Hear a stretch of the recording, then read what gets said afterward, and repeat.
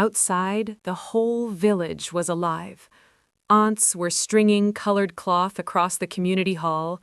Someone's uncle was arguing cheerfully about where to hang the lanterns. The smell of groundnut soup drifted from every open kitchen window, and somewhere down the lane a drumline was rehearsing for the evening celebration, stumbling over the same beat, laughing, starting again. But inside Kofi's small workshop at the edge of the village, there was only dust and silence. He sat on an upturned crate, staring at the paper in his hands. An order. 10 dining tables, the largest order of his life, due in 3 weeks. And in his wallet? Nothing. He had the skill, he had the tools, he had the hunger. He did not have the wood. How do we move forward when life hands us the door, but not the key? Kofi walked through the village that afternoon with his father's gold watch in his pocket. He passed the open doors of neighbors sharing plates of rice and stew on wooden benches. He passed the church where a blessing ceremony was finishing, the congregation spilling out into the warm afternoon light, greeting each other with the unhurried warmth of people who have known each other for decades. Children ran past his legs. An old woman called his name and offered him a piece of fried plantain from a cloth-covered plate on her doorstep. He smiled. He kept walking. At the end of the market lane, he stopped at the jeweler's small shop. He took the watch from his pocket and held it for a moment in his palm. His father had worn it every day for 30 years. On the day he died, it had been the only thing Kofi kept. Not for its value, for the weight of it. The way it felt exactly like his father's hand, warm and solid and certain. He placed it on the jeweler's counter. He did not look back when he walked out. He bought the best wood in the market. For 2 weeks, Kofi worked before the sun rose and long after it set. His hands cracked from the sawdust and the tools.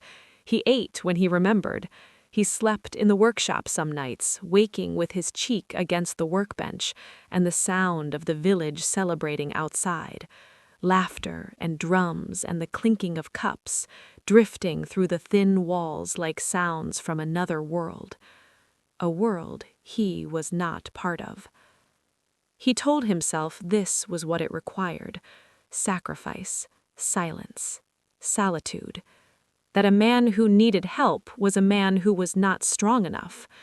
That the weight of the dream was his to carry and his alone. But the tables were not finished, and he was. He could not lift his arms. He could not see straight.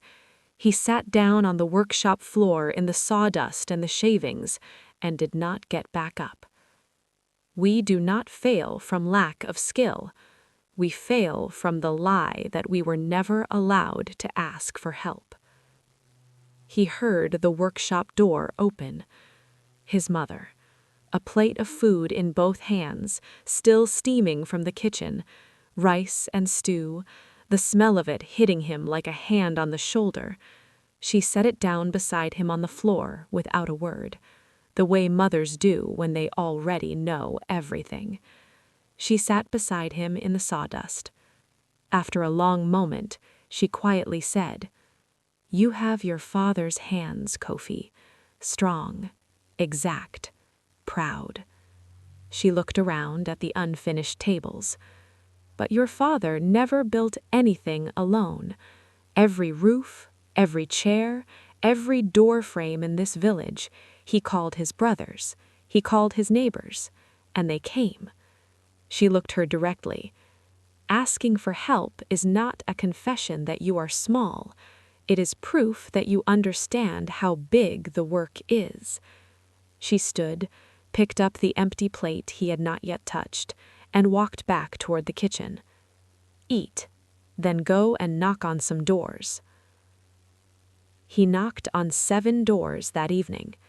By the following morning, 9 men were in his workshop.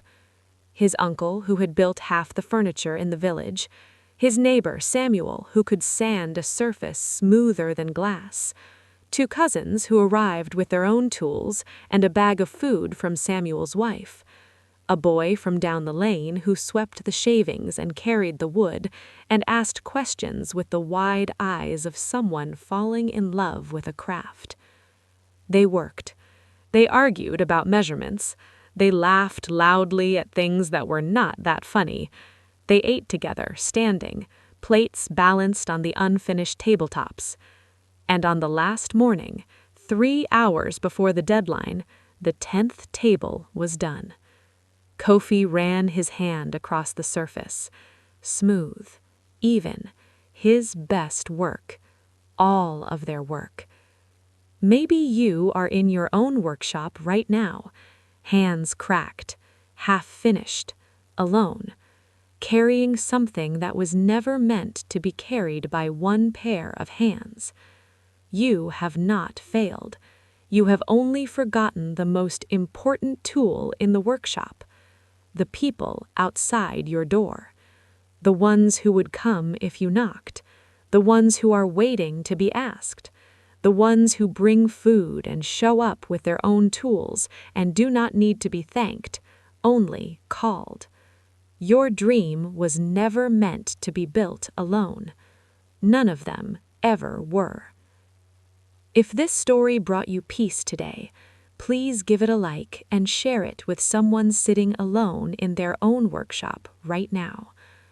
Leave a thought in the comments. What is the dream you have been afraid to ask for help with? Subscribe to HiddenLayer for more stories like this. Keep moving forward, and remember, asking for help is the brave first step to success.